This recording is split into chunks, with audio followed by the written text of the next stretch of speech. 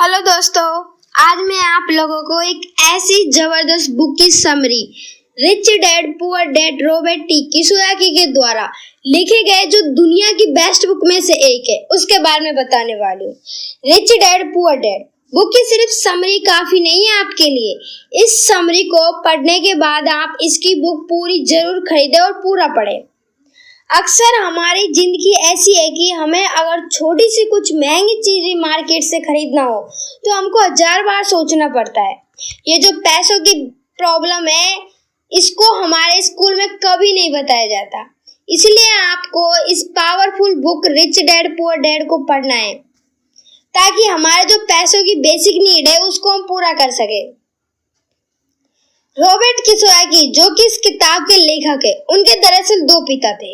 उनके एक पिता जो कि पढ़े लिखे पीएचडी होल्डर थे मगर जिंदगी भर एक गरीब रहे और गरीब ही मर गए, इसलिए रॉबर्ट उन्हें पुअर डैड कहते थे। वहीं उनके दूसरे पिता बहुत पढ़े लिखे तो नहीं थे मगर काफी अमीर थे। रॉबर्ट उन्हें रिच डैड बुलाते थे। अब ये सोचने की बात है कि किसी भी इंसान के एक ही वक्त में 2 पिता कैसे हो सकते हैं। उनके गरीब पिता का बस एक ही सपना था कि रॉबर्ट खूब मेहनत से पढ़ाई करने के बाद किसी बड़ी सी कंपनी में नौकरी करने का अपना भविष्य सुरक्षित कर ले। मगर रॉबर्ट के दूसरे पिता जो कि अमीर थे, वे दरअसल रॉबर्ट के दोस्त माइक के पिता थे। वे चाहते थे कि रॉबर्ट अपनी जिंदगी में कुछ चैलेंज ले, क्योंकि सारे सबक स्कूल में ही नहीं सीखे जाते। कुछ सबक ऐसे होते हैं जिन्हें इंसान अपनी जिंदगी के तजुर्बे से सीखता है। स्कूल की पढ़ाई सिर्फ अच्छे ग्रेड दिला सकती है मगर जिंदगी की पढ़ाई बहुत कुछ सिखा सकती है। बेसिक पढ़ाई लिखाई की अपनी अहमियत है मगर सिर्फ इसके भरोसे बैठकर ही सब कुछ हासिल नहीं किया जा सकता। लेसन नंबर 1 जो कि अमीर लोग बहुत ज्यादा कहते थे, अमीर लोग पैसे के लिए काम नहीं करते। अक्सर जो भी अमीर लोग होते हैं वो पैसों के लिए कभी काम नहीं करते। एक बार एक आदमी था जिसके पास एक गधा था। जब भी उसे अपने गधे से कुछ मेहनत करवानी होती थी तो वो एक गाजर को उसके सामने लटका देता था। उस गाजर को देखते ही गधा उसे खाने के लालच में काम करता चला जाता था। उस गधे को उम्मीद थी कि एक दिन वो उस गाजर तक पहुंच ही जाएगा। अब ये उस आदमी के लिए तो एक अच्छी तरकीब बन गई, मगर बेचारा गधा को कभी भी वो गाजर नहीं मिल पाई, क्योंकि इसलिए कि वो गाजर बस एक दिखावा है। ठीक वैसे ही लोग गधे की तरह होते हैं जो मेहनत पर मेहनत किए चले जाते हैं इस उम्मीद में कि एक दिन वो अमीर बन जाएंगे, मगर पैसा उनके लिए महज एक सपना बना रह जाता है। इस सपने के पीछे भागने से आप उस तक कभी नहीं पहुंच सकते। तो पैसे के लिए काम करने के बजाय पैसों को अपने लिए काम करने दें। अब आप अमीर बनना चाहते हैं तो सिर्फ पैसे कमाने के लिए काम ना करें, सच का सामना कीजिए। आप खुद के लिए जवाब दें, दूसरों के लिए नहीं। तो आपको जो भी सवाल है खुद से पूछिए, क्योंकि उनका जवाब सिर्फ और सिर्फ आपके ही पास है। क्या आप सिर्फ इसलिए काम कर रहे हैं कि आपकी जिंदगी में सिक्योरिटी रहे, या एक ऐसी नौकरी जहां से आपको निकाले जाने का कोई डर ना हो, या फिर आप सिर्फ 2 पैसे कमाने के लिए काम करते हैं? अगर आपको लगता है कि एक दिन आप इस तरह अमीर हो जाएंगे तो क्या बस यही आपको सेटिस्फाई करने के लिए काफी है? अगर आपका जवाब हाँ है तो मुझे आपकी सोच पर अफसोस है, क्योंकि आपने जो अमीर बनने का सपना देखा है वो कभी पूरा नहीं होने वाला। आप हमेशा गरीब में ही जिएंगे। लेकिन अगर आपका सपना ना है, यानी कि आपका जवाब ना है, तो आपका पहला कदम ये होगा कि सबसे पहले आप अपने मन से डर हटा दीजिए, क्योंकि ज्यादा पैसा ना कमा पाने का डर और लालच ही आपको बिगड़ सोचे समझे का काम करने के लिए मजबूर करता है, और हमारा यही कदम हमें नाकामयाबी की तरफ धकेलता है।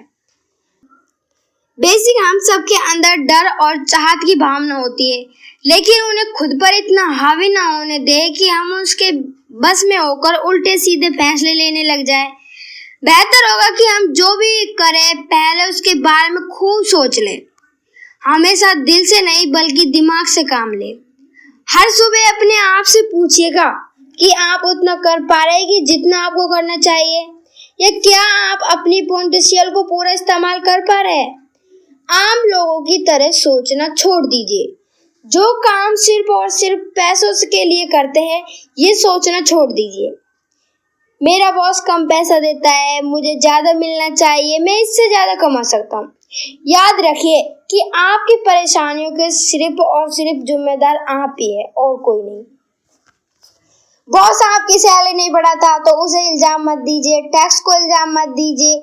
जब आप खुद की समस्याओं की जिम्मेदारी लेते हैं, तब सिर्फ आप ही उसका हल निकाल सकते हैं। यही वो पहला सबक है जो अमीर डैड ने रॉबर्ट को सिखाया था।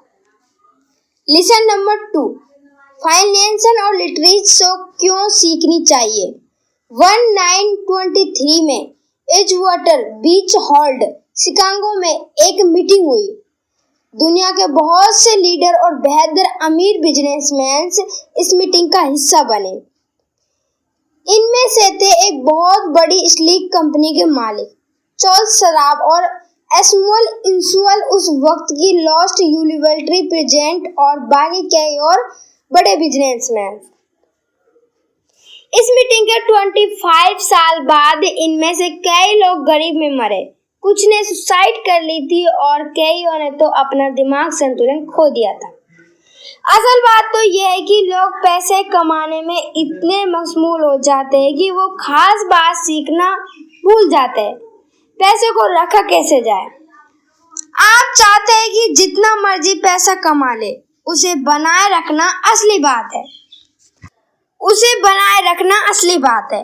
और अगर ये हुनर आपने सीख लिया तो आप किसी भी आड़े टेढ़े हालात का सामना आसानी से कर लेंगे।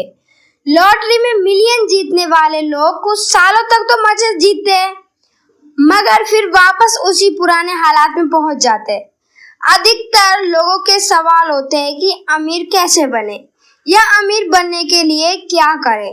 इन सवालों के जवाब से अधिकतर लोगों को निराशा ही होती है, मगर इसका सही जवाब होगा कि पहले आप फाइनेंशियल लिटरेचर बनाना सीखें।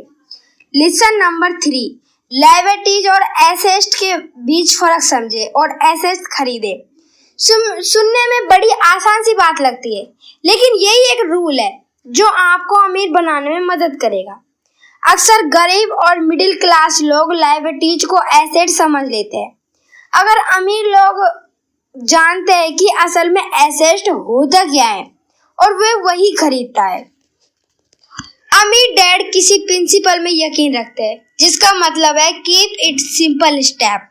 अमीर डैड ने लेकर और उसके दोस्त माइक को यही सिंपल बात सिखाई, जिसकी बदौलत से वे इतनी मजबूत फाउंडेशन रखने में कामयाब रहे।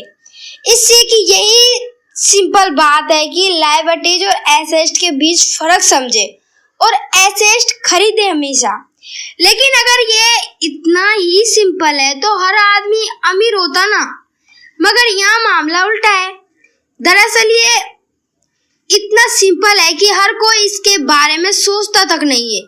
लोगों को लगता है कि उन्हें लायबिलिटीज और एसेट के बीच फर्क पता है, मगर उन्हें सिर्फ लिटरेचर के बारे में मालूम होता है, फाइनेंशियल लिटरेचर के बारे में नहीं। लायबिलिटीज और एसेट, लायबिलिटीज आपका वो चीज है जहां से आपका पैसा कभी नहीं आएगा, मतलब जिसको आप अपने पैसे देकर खरीदते हो, सिर्फ अपने काम के लिए, जहां आपको 1 रुपये तक नहीं मिलने वाला। और एसेट वो चीज है जिसको आप पैसा देकर तो खरीदते ही हो, लेकिन जो चीज आपने खरीदा है उस चीज ने आपको पैसा बना कर देगा। एसेट वे चीज होती है जो आपके लिए पैसे कमाने का काम करती है। मान लो आप कोई घर खरीद कर उसे किराए पर देते हैं, तो उसी किराए से आप वो लोन भी चुका सकते हैं जो आपने घर खरीदने के लिए लिया था। अब घर भी आपका हुआ और उससे मिलने वाला किराया भी।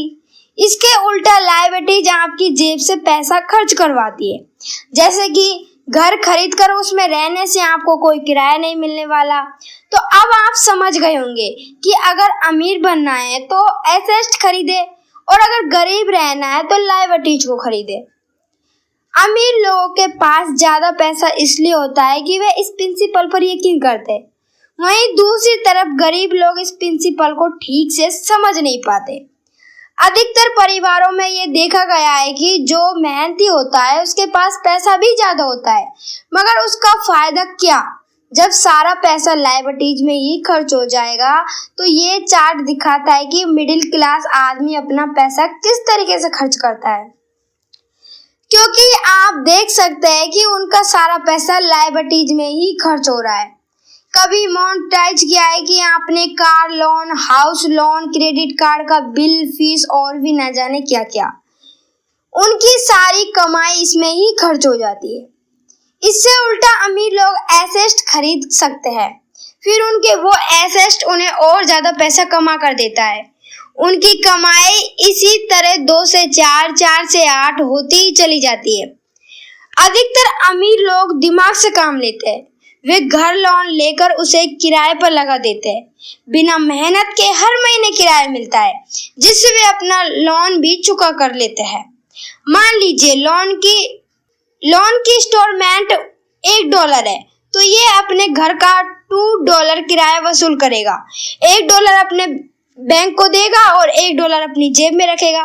तो हो गया ना बिना मेहनत का पैसा कमाना। तो असल में अमीर डैड और गरीब डैड में सिर्फ और सिर्फ सोच का फासला है।